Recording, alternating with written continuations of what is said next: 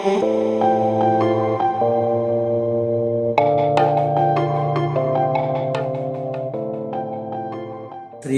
ദൈവത്തിന് മഹത്വം ഉണ്ടായിരിക്കട്ടെ. വീണ്ടും പ്രഭാതത്തിലേക്ക് അവർക്കും സ്വാഗതം. ലൂക്കോസിന്റെ സുവിശേഷം 1-ാം അധ്യായം, അതിൻ്റെ 39-40 വാക്യങ്ങൾ. ആ നാടുകളിൽ മറിയ എഴുന്നേറ്റ് മലനാട്ടിൽ ഒരു യഹൂദ പട്ടണത്തിൽ ബന്ധപ്പെട്ടിരുന്നു. സെക്രിയാവിന്റെ വീട്ടിലെത്തി എലിശബത്തിനെ വന്ദിച്ചു. ഈ ലൂക്കോസിന്റെ സുവിശേഷം 39 മുതൽ 56 വാക്യങ്ങളിൽ മറിയം എലിശബത്തിനെ സന്ദർശിക്കുന്നതും അവരെ രണ്ടുപേരും സംഭാഷണവും, അത് കഴിഞ്ഞിട്ട് ഒരു ആരാധന അനുഭവം, ദൈവത്തെ സ്തുതിക്കുന്ന ഒരു അനുഭവമാണ് നാം ഇവിടെ കാണുന്നത്. ഈ എലിശബത്തും ഈ മറിയവും രണ്ടുപേരും ഒരു പ്രത്യേക സാഹചര്യത്തിൽ ഗർഭിണിയായവരാണ്. എലിശബത്ത് വന്യവയോധിയായി ഇരിക്കുന്ന സമയത്ത് ഇപ്പം ഗർഭിണിയായ 6-ാം മാസമാണ്. മറിയം പുരുഷനെ അറിയാതെ വിവാഹിത ആവാതെ പരിശുദ്ധാത്മാവിനാൽ ഗർഭിണിയായതാണ്. മറിയം ഗർഭസ്ഥ അവസ്ഥയുടെ ശൈശവ ആദ്യ കാലങ്ങളിലാണ്. ഈ പാലസ്തീൻ്റെ അങ്ങ് തെക്കേ അറ്റത്തുള്ള യഹൂദ മലനാട്ടിൽ ആണ് എലിശബത്ത് താമസിക്കുന്നത്. എന്നാൽ മറിയ ആകട്ടെ അങ്ങ് പാലസ്തീൻ്റെ വടക്കേ അറ്റത്തുള്ള ഗലീലിലെ നസ്രേത്ത് പട്ടണത്തിലാണ്. ഇത് വളരെ ദൂരമാണ്. ആ വടക്കേ അറ്റവും തെക്കേ അറ്റത്തോട്ടുള്ള ഒരു യാത്ര. ഈ യാത്ര സത്യത്തിൽ ഒരു ബന്ധുക്കാർ തമ്മിലുള്ള ഒരു യാത്രയായിട്ട് മാത്രം നമ്മൾ കണക്കാക്കിയാൽ മതിയോ? അതോ അല്ല, ഈ എലിശബത്ത് 5 മാസം, അതായത് വാർദ്ധക്യത്തിൽ ഗർഭിണിയായി എന്നുള്ള ആൾക്കാർ പരിഹസിക്കുമ്പോൾ അല്ലെ അവമാനിതരാകുമ്പോൾ 5 മാസം ഒളിച്ചു താമസിച്ചതുപോലെ മറിയ ഈ കപട സദാചാരകരായ നാട്ടുകാരിൽ നിന്നും വീട്ടുകാരിൽ നിന്നും അയൽവക്കാരിൽ നിന്നും ഒക്കെ ഉള്ള ഒരു ഒളിച്ചോട്ടമാണ്. അതിലൊക്കെ ഉപരിയായിട്ട് ദൈവശാസ്ത്രമായി നാം കാണേണ്ടത് സൃഷ്ടാവ് സന്ദർശിക്കുകയാണ്. അതായത് അനുസരണക്കേട് മൂലം പരദീസായുടെ അനുഭവം, ഏന്തോട്ടത്തിന്റെ അനുഭവം നഷ്ടമായ ഈ സൃഷ്ടാവ് സന്ദർശിക്കുകയാണ്. അതായത് ആദാമിന്റെ പിൻഗാമിയായ യോഹന്നാനെ ഈ യേശുദമ്പുരാൻ ദൈവം സന്ദർശിക്കുന്ന ഒരു അനുഭവമാണ് നാം അവിടെ കാണുന്നത്. തമ്മിലുള്ള കണ്ടുമുട്ടലാണ് നാം അവിടെ കാണുന്നത്.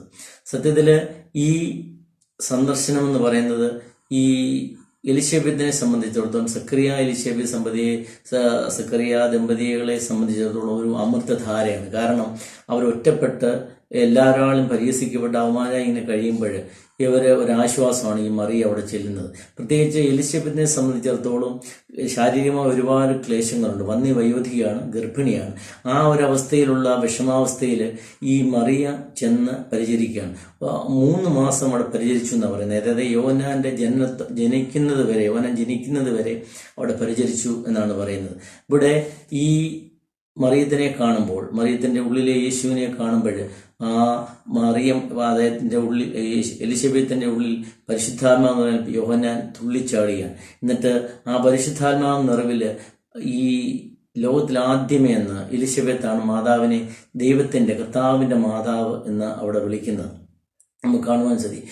ഈ ഒരു അവസരത്തിൽ നിന്നാണ് ലോകത്തിലെ ഏറ്റവും കൂടുതൽ ആൾക്കാർ ഏറ്റവും കൂടുതൽ പ്രാവശ്യം ഉച്ചരിക്കുന്ന പ്രാർത്ഥന, കൃപ നിറഞ്ഞ മറിയമേ നമുക്ക് സമാധാനം എന്നുള്ള ആ പ്രാർത്ഥനയും ഉരുവാകുന്ന ഇവിടെ നിന്നാണ്.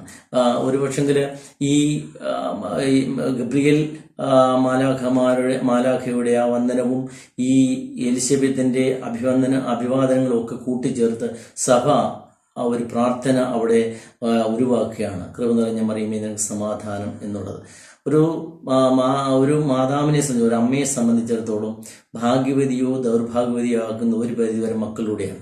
ഇവിടെ തൻ്റെ ഏകജാതനായ പുത്രൻ യേശുദമ്പുരാനിലൂടെ ആ സർവശക്തൻ ഈ മാതാവിനെ, മറിയത്തിനെ ലോകത്തിലെ ഭാഗ്യവതിയാക്കി മാറ്റിയാണ്, പുകഴ്ച കൊടുക്കുക, സർവശക്തൻ പുകഴ്ച കൊടുക്കുകയാണ്. നമുക്കറിയാം, ദൈവത്തിന് പിതാവില്ല, മാതാവില്ല. ഇതൊരു പരമമായ സത്യമാണ്. എന്നാൽ മനുഷ്യാവതാരം ചെയ്ത യേശുക്രിസ്തുവിനെ വെറും ഒരു ചരിത്ര പുരുഷനായി മാത്രം കണ്ടാൽ അമ്മ മറിയവും യേശുവിൻ്റെ അമ്മ മാത്രമാണ്.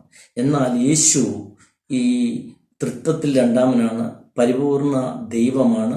കൂടാതെ സാരാംശൽ പിതാവിനോട് തുല്യനാണ്, ദൈവമാണ്.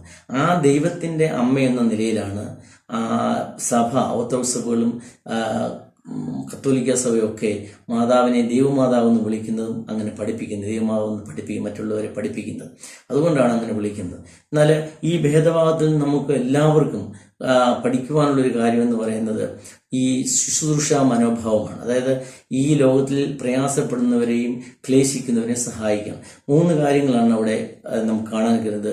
ഒന്നാമത് ദ ആക്ട് ഓഫ് ഡൈക്കോണിയ, അതായത് ഒരു ശുശ്രൂഷ മനോഭാവം, the serving the poor and oppressed, അതായത് the act of serving poor and oppressed, അതായത് ഈ ലോകത്തിൽ ക്ലേശമേകുന്നവരെ, പാവങ്ങളെ, അടിച്ചമർത്തപ്പെട്ടവരെ സഹായിക്കുക.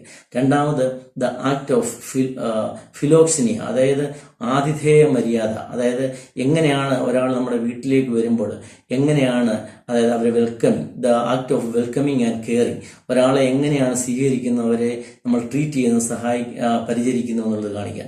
മൂന്നാമത് ദ ആക്ട് ഓഫ് ലിറ്റർജി, അതായത് ആരാധനയോടെ ദൈവസ്തുതിപ്പിന്റെ സർവശക്തനായ എന്നിൽ വലിയവ ചെയ്തിരിക്കുന്നു, അതായത് എൻ്റെ മഹത്വമല്ല, എനിക്ക് എന്തെങ്കിലും ഉണ്ടായിട്ടുള്ളത് എൻ്റെ മഹത്വം, എൻ്റെ അനുഗ്രഹങ്ങൾ, എൻ്റെ സമ്പത്ത് ദൈവം തന്നതാണ്, സർവശക്തൻ തന്നതാണെന്നുള്ള ബോധ്യം, ഒരു ആരാധനയുടെ അനുഭവം, ഒരു സ്തുതിപ്പിന്റെ അനുഭവം, ആ അനുഭവത്തിലേക്കാണ് വരുന്നത്. ആ അനുഭവം എപ്പോഴാണ് വരുന്നത്?